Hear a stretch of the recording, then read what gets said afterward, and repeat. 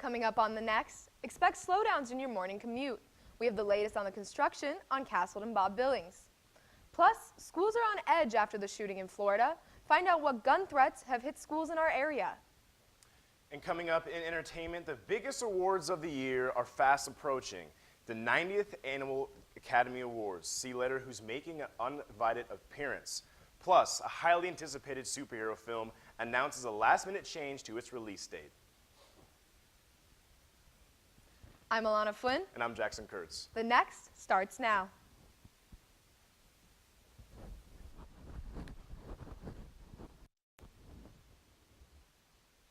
Welcome to the next. Warm weather is hopefully here to stay. Warren Sears is here with our weather preview. Hey, thanks, Alana.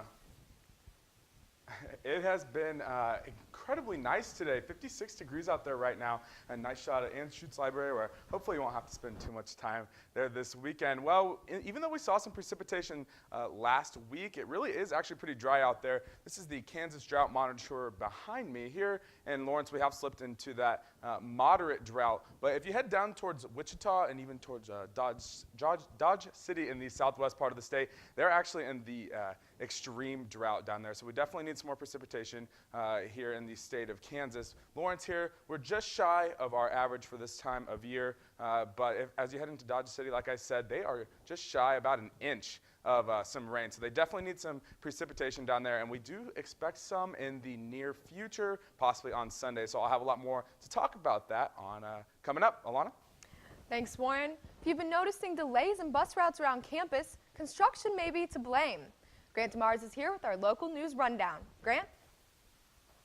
Yeah, Alana, Lawrence has finally started to clean up, fix, and update a 9-block stretch of Castle Drive. KUJH reporter Ian Saucy explains more. Construction crews broke ground today starting the 10-month reconstruction of Castle Drive. The goal of the project is to update and fix the crumbling roads and sidewalks to make them safer for drivers and pedestrians. The $5.9 million project will be taking place between Bob Billings and 6th Street.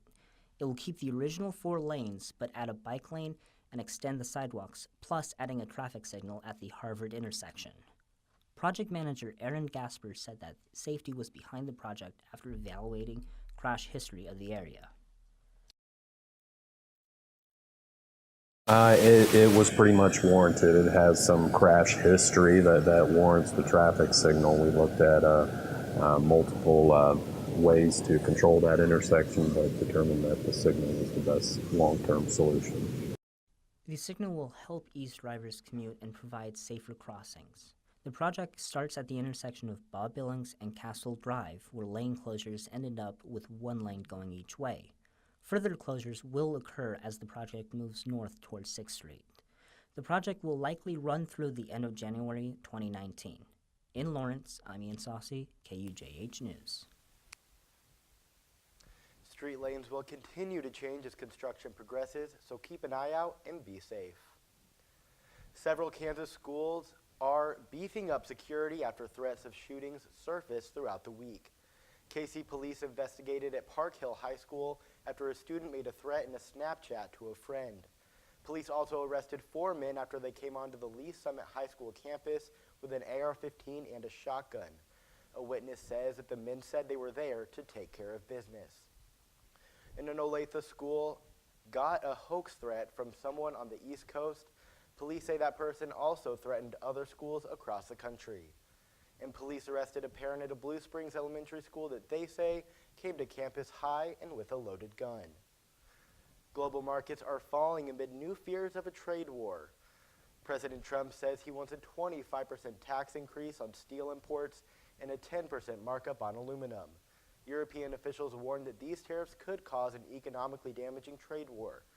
The European Union may be considering retaliatory tariffs against the U.S. if this goes through. The announcement also extended the U.S. stock market's worst week of declines since early February. And President Trump tweeted about the tariffs Friday, saying we must protect our country and our workers. Our steel industry is in bad shape. If you don't have a steel industry, you don't have a country. And if you heard more music on campus today than just the bells, It's because a musical Tesla coil is on campus today for the Engineering Expo. They've set it up on Eaton Hall's front lawn, and it's playing popular songs such as Fireflies by Owl City. The Tesla coil is also entertaining 2,200 STEM Club kids from all over Kansas and Missouri who are visiting campus today. The kids are also designing model rockets and paper airplanes.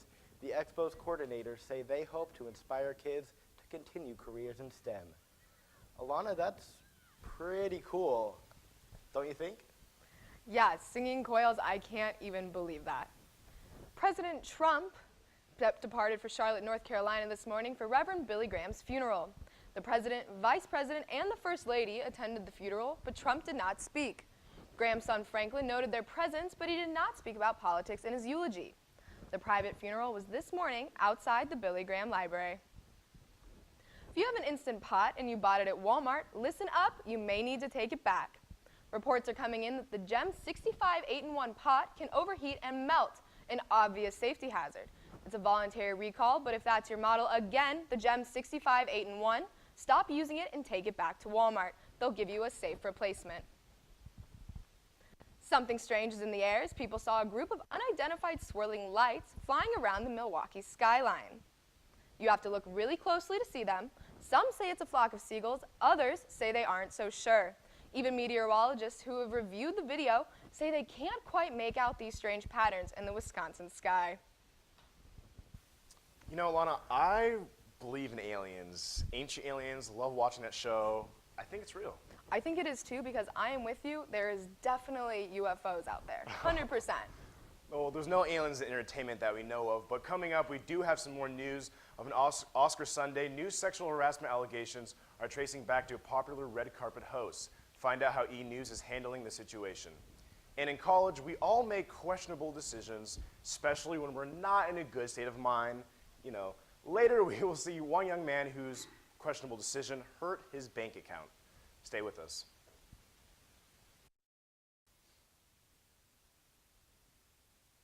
Welcome back to The Next. I'm Jackson Kurtz. It's Hollywood's biggest night, the Oscars. Coming up, a preview of the Oscars with a not-so-special guest. And yet again, another Me Too moment in Hollywood. This time it involves one of TV's biggest names. Malik Jackson has been following this story. Malik, another Me Too moment. Yeah, they keep coming and affecting the most popular among us. This one affecting E! News host Ryan Seacrest continues to defend himself in a series of sexual harassment allegations. Susie Hardy was his longtime stylist. She accuses him of years of unwanted sexual advances. Seacrest says he has no choice but to deny the claims against him and put the matter to rest. Both E! and parent company NBC Universal say they found insufficient evidence. The network still plans to have Seacrest host the red carpet at Sunday's Academy Awards. Live co-host Kelly Ripa came to his defense, praising his professionalism and saying she'll see him at the Oscars. And another big movie, Once Upon a Time in Hollywood. That's the title of the newly announced Quentin Tarantino film starring Leonardo DiCaprio and Brad Pitt. Tarantino describes the movie as a story that takes place in Los Angeles in 1969 hippie Hollywood. Pitt and DiCaprio are washed-up stars who meet a famous neighbor, Sharon Tate. This is the first time these two actors are working together, pretty incredible, and DiCaprio's first time with Tarantino since 2012's Django Unchained, and Pitt's last time working with this director was 2009's Inglourious Basterds. The film hits theaters worldwide in August of next year. It took a half a dozen tweets to do it, but the Disney powerhouse confirms that Infinity War will premiere in April.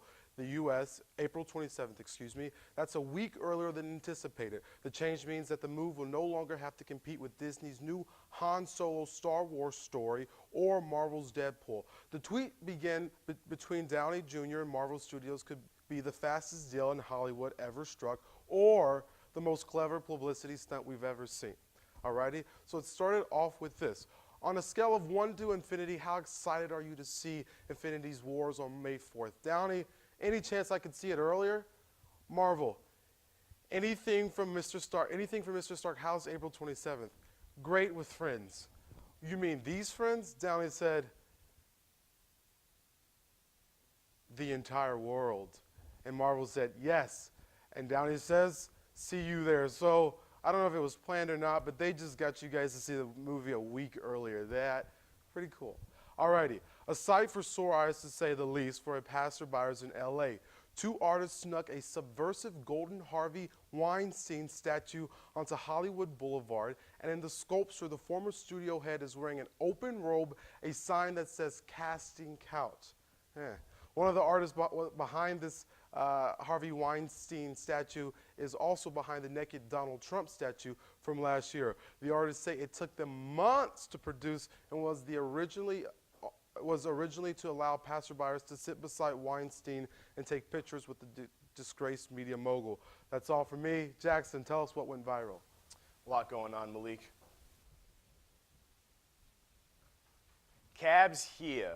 That is the title of the first thing I'm going to say for this What Went Viral story. More like Cabs back. MTV is renewing Jersey Shore Family Vacation for a second season. And the first season that hasn't even debuted yet. The reunion will feature everyone from the original cast minus Sammy's sweetheart. So we're not going to have her saying, Ron, what the heck? Except she's not saying heck. The destination is in Miami, and it's likely they will be doing their classic gym tan laundry and yelling t-shirt time for more years to come. Personally, I love this show. It's amazing.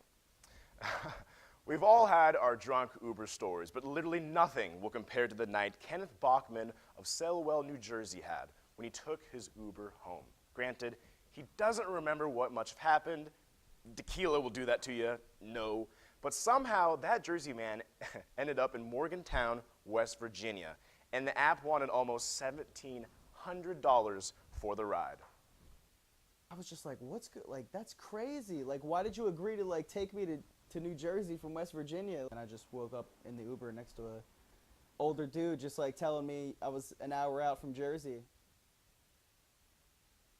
That's incredible. I mean, this driver could have been like, yeah, I don't think we should drive that far. And the guy just slept through it all. Most of us don't even have $1,000 in our bank accounts to afford an Uber that expensive. I'm envious of him.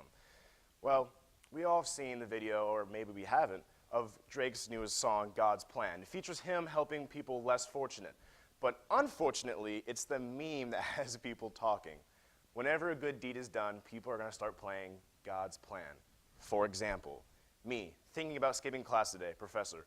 Hello everyone, something has come up and we will cancel class today. God's Plan starts playing. McDonald's, is your ice cream machine working? McDonald's employee, yes. God's Plan starts playing. Can I get a extra Chick-fil-A sauce? Chick-fil-A throws that little sauce in there. God's Plan starts playing. Good stuff. Well, Alana, I guess it wasn't God's plan for these baseball players either, but there was some politics involved. Absolutely. Many people say politics don't belong in sports, actually, but one Texas baseball coach seems to think otherwise. Texas Wesleyan fired head baseball coach Mike Jeffcoat yesterday after he sent this email to a prospective recruit that's gone viral. Thanks for the interest in our program, he said. Unfortunately, they're just not hiring people from Colorado as players right now because historically they don't pass the drug test. That's right. And then he blamed the state's liberal politicians for taking that privilege away of being able to play for him. Jeffcoat played as a relief pitcher from 1983 to 1994 for teams like Texas, Cleveland, and San Francisco. And he ended up saying that he got fired by the president of the university yesterday early in the afternoon. Warren is here with our full weather update. Warren? Hey, Alana, thanks. Yeah, baseball weather out there right now. Currently 56 degrees. This didn't update. Mostly clear skies, and those winds are around 15 to 20, so they are gusting up to like 25 or 30 as well. So there is a little bit of a breeze out there, but it's definitely not destroying that beautiful day we have out there. 56 degrees here in Lawrence, 61 out in Manhattan. They are warming up a little more. 56 back in Kansas City, and 58 down near Emporia. If you're heading out tonight, temperatures do drop off fairly quickly. 48 by your 7 o'clock hour, and on into tonight, lower 40s as your low. So definitely chilly, so grab a jacket if you head out. Your Saturday shenanigans, if you're heading out, go out. It's going to be a great day. Go grill some burgers, get outside. It's going to be mild. That breeze will be around again tomorrow. 10 to 20, gusting up to 30 as well, but still a beautiful day out there. And if you're heading to the last basketball game of the regular season, 67 in Stillwater, Oklahoma tomorrow, mild and sunny, will be breezy there as well. That south wind is really helping bring up some of that warmth from the south and the Gulf as well. So like I said, 64 tomorrow. Now we are introducing our next chance for some rain Sunday night. I think most of the day on Sunday will be clear as we head into the evening and overnight hours. We are expecting some showers and possibly even a few thunderstorms. So it's March, March 2nd. We are starting to see that those thunderstorms come back into the forecast, which for us and the weather department, definitely very exciting news. And as you head into the early part of next week, we do drop off into the 40s for your highs as well, but nothing too terrible, just right around average for this time of year. All right, back to you, Alana. Thanks, Warren. The weather does sound great out there. It's a beautiful day, Zach. I don't know if you have spent any time outside. I've been locked in the newsroom, but it is beautiful. So how about that baseball game with today's weather? I was able to see the weather this morning a little bit walking outside, and we do have a live look at the Jayhawks baseball game right now going on against Texas Southern, and we're going to have more about that coming up next.